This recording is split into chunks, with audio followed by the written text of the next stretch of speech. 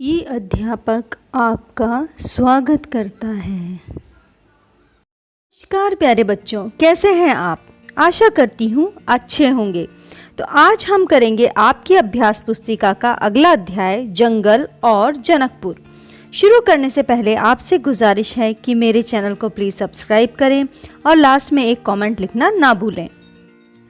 तो इस अध्याय से पहले हमने पढ़ा कि विश्वामित्र दशरथ के पास जाकर राम और लक्ष्मण दोनों के साथ वापस से वन की ओर प्रस्थान करते हैं, मीन्स वो जंगल में जाते हैं।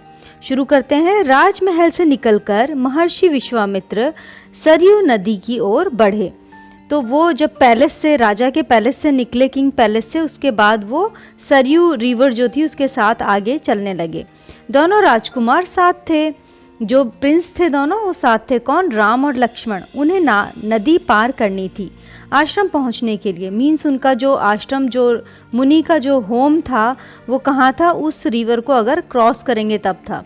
विश्वामित्र ने अयोध्या के निकट नदी पार नहीं की, दूर तक सरयू के किनारे किनारे चलते रहे, दक्षिण तट पर। तो मतलब साउथ जो उसका एज था उसके सहारे सहारे वो सरयू नदी के साथ में चलते रहे। उन्होंने नदी को वहाँ पे क्रॉस नहीं किया।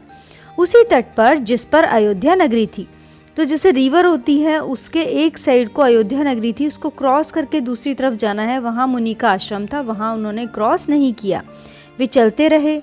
नदी के घुमाव के साथ साथ राजमहल पीछे छूट गया, उनकी आखिरी बस्ती भी निकल गई। चलते चलते एक तीखा मोड़ आया तो सब कुछ दृष्टि से ओझल हो गया। मीन्स जब वो रिवर के पास साथ में चल रहे थे तो क्या हुआ, काफ़ी दूर आने के बाद एक शार्प टर्न आया और उसके बाद उन्हें अयोध्या दिखनी बंद हो गई। आंखों से ओझल होना मीन्स हमें दिखाई नहीं देती है वो। राम और लक्ष्मण ने एक बार भी पीछे मुड़कर नहीं देखा, उनकी नज़र सामने थी, महर्षि विश्वामित्र के सधे कदमों के ओर। सूरज की चमक धीमी पड़ने लगी, शाम होने को आई। राजकुमारों के चेहरे पर थकान का कोई चिन्ह नहीं था, उत्साह था। वे दिन भर पैदल चले थे और चलने को तैयार थे। मीन्स जब वो महर्षि विश्वामित्र के साथ राम और लक्ष्मण चल रहे हैं तो वो बिल्कुल भी टायर्ड नहीं हुए, वो उनके पीछे पीछे ही चलते रहे और किसी भी तरह से वो थके नहीं, जबकि पूरे दिन उन्होंने वॉक किया था। महर्षि अचानक रुके, उन्होंने आसमान पर दृष्टि डाली। चिड़ियों के झुंड अपने बसेरी की ओर लौट रहे थे। आसमान मटमैला लाल हो गया था। चरवाहे लौट रहे थे, गायों के पैरों से उड़ती धूल में आधे छिपे हुए। तो क्या हुआ, अभी इवनिंग हो गई है। इवनिंग को क्या है, पूरा जो स्काई को अगर देखेंगे तो उसके ऊपर कलरफुल दिखाई देता है, वो तो वैसे कलरफुल दिख रहा था। और जो कैटल्स को खाना खिलाने के लिए वो उन्हें लेके जाते हैं चरवाहे, काऊ बॉयज़, वो भी वापस आ रहे थे अपनी काउस के साथ। हम आज रात नदी के तट पर ही विश्राम करेंगे, महर्षि ने पीछे मुड़ते हुए कहा। दोनों राजकुमारों के चेहरे के भाव देखते हुए महर्षि विश्वामित्र हल्का सा मुस्कुरा दिए। तो उन्होंने क्या कहा, आज हम इस रिवर के पास में ही रुकेंगे रात में। तो विश्वामित्र ने कहा कि हम नाइट स्पेंड करेंगे यहीं पर रिवर के पास ही। राम के निकट आते हुए उन्होंने कहा, मैं तुम दोनों को कुछ विद्याएं सिखाना चाहता हूँ। इन्हें सीखने के बाद कोई तुम पर प्रहार नहीं कर सकेगा, उस समय भी नहीं जब तुम नींद में सो रहे हो। मीन्स वो उनको एक नॉलेज देना चाहते हैं ताकि अगर वो सो भी रहे हैं तो भी कोई उनके ऊपर अटैक नहीं कर पाए। प्रहार मीन्स अटैक। राम और लक्ष्मण नदी में मुँह हाथ धोकर लौटे, महर्षि के निकट आकर बैठे। महर्षि ने दोनों भाइयों को सिखाया, बला अति बला नामक विद्याएं सिखाई। रात में वे लोग वहीं सोए, तिनकों और पत्थर के बिस्तर बनाकर। नींद आने तक महर्षि उनसे बात करते रहे। तो इस तरह से उन्होंने कौन सा आर्ट सिखाया उन्हें? अति बला और अति बला करके एक नया विद्या थी, आर्ट था जो उन्हें सिखाया ताकि कोई उनके ऊपर सोते हुए में अटैक नहीं कर पाए और वो सेफ रहें। सुबह हुई, यात्रा फिर शुरू हुई। मार्ग वही सरयू नदी के किनारे किनारे। तो जब मॉर्निंग हुई तो वापस से उन्होंने अपना चलना शुरू किया और सरयू नदी के किनारे पर ही चले। चलते चलते वे एक ऐसी जगह पहुंचे जहां दो नदियां आपस में मिल रही थी। उस संगम की दूसरी नदी गंगा थी। तो अब तक वो किस नदी के किनारे चल रहे थे? सरयू नदी के किनारे, जो एक सब ब्रांच है गंगा नदी की। तो वो दोनों नदियां जो है वो वहाँ पे मिलती हैं। जहाँ पर भी दो नदियां मिलती हैं उस स्थान को संगम कहा जाता है। महर्षि अब भी आगे चल रहे थे, लेकिन एक अंतर आ गया था। राम लक्ष्मण अब दूरी बनाकर नहीं चलते थे, महर्षि के ठीक पीछे थे, ताकि उनकी बातें ध्यान से सुन सकें। रास्ते में पड़ने वाले आश्रमों के बारे में, वहाँ के लोगों के बारे में, वृक्ष वनस्पति के संबंध में, स्थानीय इतिहास उसमें शामिल होता था। तो महर्षि जो हैं वो राम और लक्ष्मण के साथ अभी वॉक कर रहे हैं। वॉक करते हुए रास्ते में बहुत सारे प्लेसेस आते हैं जहाँ पर लोग रहते हैं। तो महर्षि उनके बारे में उन्हें नॉलेज देते हैं। आगे की यात्रा कठिन थी, जंगलों से होकर। उससे पहले उन्हें नदी पार करनी थी। रात में ऐसा करना महर्षि विश्वामित्र को उचित नहीं लगा। तीनों लोग वहीं रुक गए, संगम पर बने हुए आश्रम में। अगली सुबह उन्होंने नाव से नदी पार की। तो क्या था, आगे जब वो बहुत जंगल के अंदर गए, बहुत पेड़ थे वहाँ पे, तो वो डिफ़िकल्ट हो रहा था अभी चलना। तो उन्होंने क्या सोचा कि अभी नदी को उन्हें क्रॉस करना ही पड़ेगा।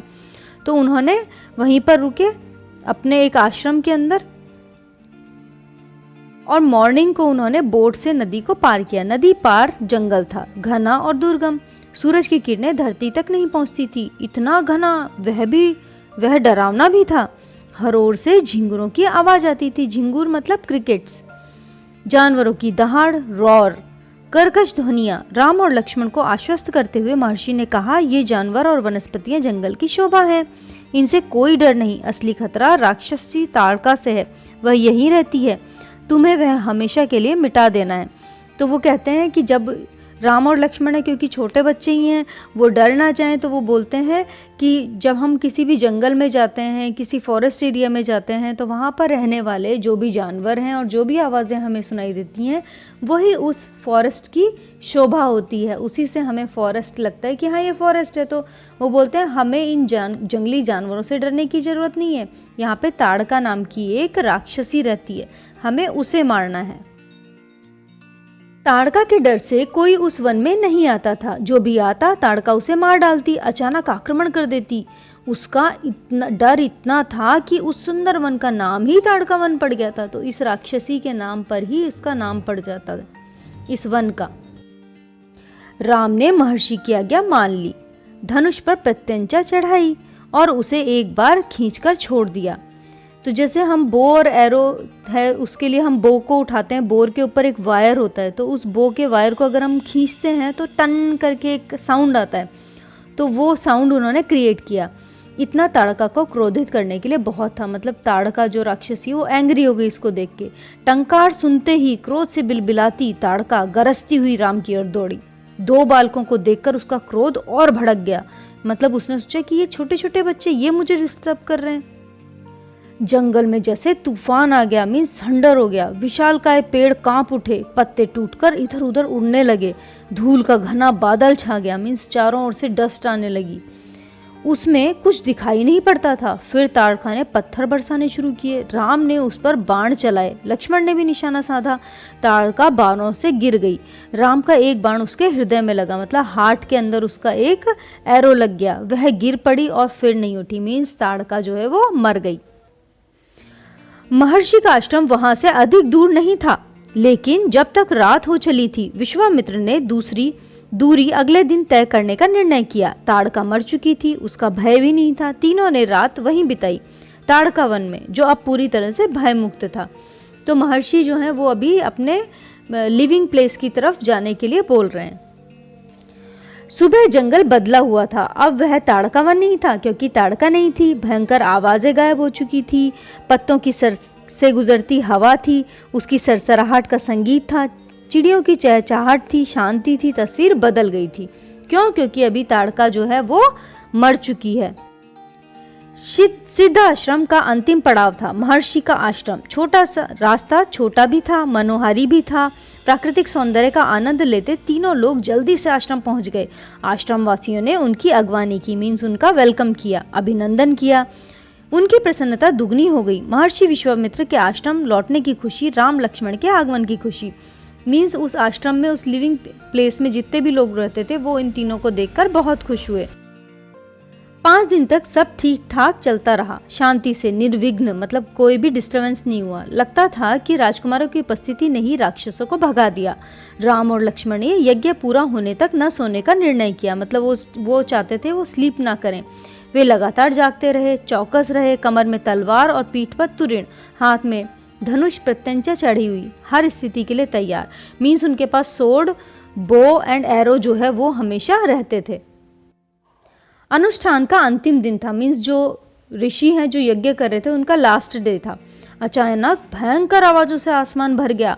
सुबाहु और मरीचि ने राक्षसों के दल बल के साथ आश्रम पर धावा बोल दिया। मरीचि क्रोधित था, यज्ञ के अलावा भी इस बात से कि राम लक्ष्मण ने उनकी मां को मार डाला, ताड़का को। तो ताड़का के ये दोनों बेटे हैं जो अपने फुल फोर्स के साथ वो आश्रम के ऊपर आते हैं अटैक करने के लिए।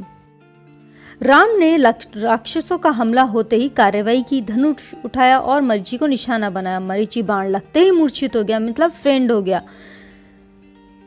बाण के वेग से बहुत दूर जाकर गिरा, समुद्र के किनारे यानी सी के पास। वह मरा नहीं, जब होश आया तो उठकर दक्षिण दिशा की ओर भाग गया। राम का दूसरा बाण सुबाहु को लगा, उसके प्राण वहीं निकल गए, मतलब वो मर गया। सुबाहु के मरने पर राक्षस सेना में भगदड़ मच गई। वे चीखते चिल्लाते भागे। जब लक्ष्मण के बाणों का शिकार हुए, कुछ लक्ष्मण के बाणों का शिकार हुए, अन्य जान बचाकर भाग खड़े हुए। महर्षि विश्वामित्र का अनुष्ठान संपन्न हुआ, तो इस तरह से उन्होंने मरीचि को और सुबाहु को भी मार दिया। राम ने महर्षि को प्रणाम करते हुए पूछा, अब हमारे लिए क्या आज्ञा है मुनिवर? महर्षि ने राम को गले लगाया और कहा, हम लोग यहाँ से मिथिला जाएंगे, महाराजा जनक के यहाँ। तो अब राम जो है वो पूछते हैं कि नेक्स्ट हम क्या करेंगे, तो वो बोलते हैं कि हम महाराजा जनक के यहाँ जाएंगे, विदेह राज के दरबार में। मैं चाहता हूँ कि तुम दोनों मेरे साथ चलो, उनके आयोजन में हिस्सा लेने। महाराज के पास एक अद्भुत शिव धनुष है, तुम भी उसे देखो।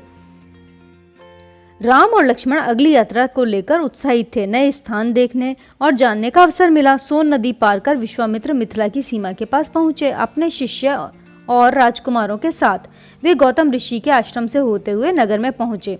तो अब वो जा रहे हैं जनकपुर में, राजा जनक के यहाँ पर। राजा जनक के महल के बाहर आकर विश्वामित्र का स्वागत किया। तभी उनकी दृष्टि राजकुमारों पर पड़ी। विदेहराज चकित रह गए, वे स्वयं को नहीं रोक पाए। महर्षि से पूछा, ये सुंदर राजकुमार कौन है? मैं इनके आकर्षण से खिंचता जा रहा हूँ। तो वो पूछते हैं कि आपके साथ ये जो 2 लड़के हैं ये कौन है? ये राम और लक्ष्मण हैं, महाराजा दशरथ के पुत्र। मैं इन्हें अपने साथ लाया हूं आपका अद्भुत धनुष दिखाने के लिए। कौन सा धनुष? शिव धनुष। विदेहराज ने महर्षि और उनके शिष्यों राजकुमारों के ठहरने की व्यवस्था की, एक सुंदर उद्यान में, मीन्स गार्डन में। अगले दिन सभी आमंत्रित लोग, ऋषि मुनि और राजकुमार यज्ञशाला में उपस्थित हुए। वहां महर्षि ने फिर धनुष का उल्लेख किया। महाराज ने अपने अनुचरों को आज्ञा दी, मतलब उनके यहाँ पे जो काम करने वाले थे, शिव धनुष को यज्ञशाला में लाया जाए। शिव धनुष सचमुच विशाल था, मतलब बहुत बिग था साइज में। लोहे की पट्टियों पर रखा हुआ, पेटी में पहिए लगे हुए थे, 8 पहिए। उसे उठाना लगभग असंभव था। पहियों के सहारे खिसकाकर उसे एक जगह से दूसरी जगह ले जाया जाता था। अनुचर मुश्किल से उसे खींचते हुए यज्ञशाला में ले आए। धनुष देखते ही विदेहराज एक पल के लिए उदास हो गए। तो क्या हुआ, जैसे ही उन्होंने शिव धनुष को मंगाया और उसे देखा तो वो सैड हो गए। उन्होंने कहा, मुनिवर, मैंने प्रतिज्ञा की है अपनी पुत्री सीता के विवाह के संबंध में। जो यह धनुष उठाकर उस पर प्रत्यंचा चढ़ा देगा, मीन्स वो वायर को टाइट कर देगा, उसी के साथ सीता का विवाह होगा, मीन्स मैरिज होगी। अनेक राजकुमारों ने प्रयास किया और लज्जित हुए, मतलब वो ये काम नहीं कर पाए। उठाना तो दूर, वे इसे हिला तक नहीं सके, प्रत्यंचा क्या चढ़ाते। तो राजा जो है वो सैड क्यों हो गए? क्योंकि उन्होंने अपनी बेटी सीता की शादी उसी से करने का सोचा जो इस बो को, वायर को सही से लगाएगा, लेकिन ऐसा हो ही नहीं पा रहा था। विदेहराज का संकेत समझकर महर्षि विश्वामित्र ने राम से कहा, उठो वत्स, यह धनुष देखो। राम ने सिर झुकाकर गुरु की आज्ञा स्वीकार की, आगे बढ़े। पेटी का ढक्कन खोला। राम ने पहले धनुष देखा, फिर महर्षि को देखा। गुरु का संकेत मिलने पर राम ने यह विशाल धनुष सहज ही उठा लिया। यज्ञशाला में उपस्थित सभी लोग हतप्रभ हो गए, मतलब सब लोग सरप्राइज हो गए कि कोई उससे हिला नहीं पा रहा था, इसने उठा लिया। इसकी प्रत्यंचा चढ़ा दूं मुनिवर? राम ने पूछा। अवश्य, यदि ऐसा कर सकते हो। विदेहराज चकित थे, मतलब सरप्राइज थे अभी भी। राम ने आसानी से धनुष झुकाया, ऊपर से दबाकर प्रत्यंचा खींची। दबाव से धनुष बीच से टूट गया, उसके 2 टुकड़े हो गए, बच्चों के खिलौने की तरह। यज्ञशाला में सन्नाटा हो गया, सब चुप थे, एक दूसरे की ओर देख रहे थे। सभागार की चुप्पी महाराज जनक ने तोड़ी। उनकी खुशी का ठिकाना न था। उन्होंने सीता के लिए योग्य वर मिल गया था। उनकी प्रतिज्ञा पूरी हुई। जनक राज ने कहा, मुनिवर, आपकी अनुमति हो तो मैं महाराजा दशरथ के पास संदेश भेजूं, बारात लेकर आने का निमंत्रण। यह शुभ संकेत संदेश उन्हें शीघ्र भेजना चाहिए। तो क्या हुआ, राम ने उनकी प्रतिज्ञा को पूरा कर दिया, जो उन्होंने प्लेज ली थी कि जब तक यह धनुष जो इस पर प्रत्यंचा नहीं चढ़ेगी, मैं सीता का विवाह नहीं करूंगा। महर्षि की अनुमति से दूत अयोध्या भेजे गए, सबसे तेज चलने वाले रथों से। इस बीच जनकपुर में धूम मच गई। बारात के स्वागत की तैयारियां होने लगी। नगर की प्रसन्नता चरम पर थी। तो अयोध्या में राम और सीता के विवाह की तैयारियां होने लगी। महाराजा जनक का संदेश मिलते ही अयोध्या में खुशी छा गई। आनन फानन में बारात तैयार हुई। हाथी, घोड़े, रथ, सेना। बारात को मिथिला पहुंचने में 5 दिन लगे। जनकपुर जगमगा रहा था। हर मार्ग पर तोरण द्वार था, हर जगह फूलों के चादर थे, एक एक कोना सुवासित था। हर घर के प्रवेश द्वार पर वंदनवार था, एक एक घर से मंगल गीत। मुख्य मार्ग पर दर्शकों की अपार भीड़। खिड़कियों और छज्जों से झांकती महिलाएं एक नजर राम को देख लें, राम सीता की जोड़ी दिख जाए। तो इस तरह से सब लोग देखना चाह रहे थे कि राम और सीता की शादी के बाद वो कैसे लगते हैं। विवाह से ठीक पहले विदेहराज ने महाराजा दशरथ से कहा, राजन, राम ने मेरी प्रतिज्ञा पूरी कर बड़ी बेटी सीता को अपना लिया। मेरी इच्छा है छोटी पुत्री उर्मिला का विवाह लक्ष्मण से हो जाए। मेरे छोटे भाई कुशध्वज की भी 2 पुत्रियां हैं, मांडवी और श्रुति कीर्ति। कृपया उन्हें भरत और शत्रुघ्न के लिए स्वीकार करें। तो इस तरह से महाराजा जनक के 4 बेटों की शादी जो है वो यहाँ पर हो जाती है। राजा दशरथ ने यह प्रस्ताव तत्काल मान लिया। विवाह के बाद बारात कुछ दिन जनकपुर में रुकी। बाराती बहुओं को लेकर अयोध्या लौटे तो रानियों ने पुत्र वधुओं की आरती उतारी।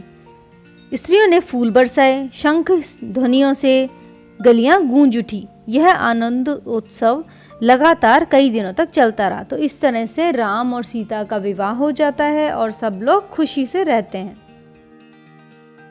हमारे चैनल को सब्सक्राइब करना ना भूलें।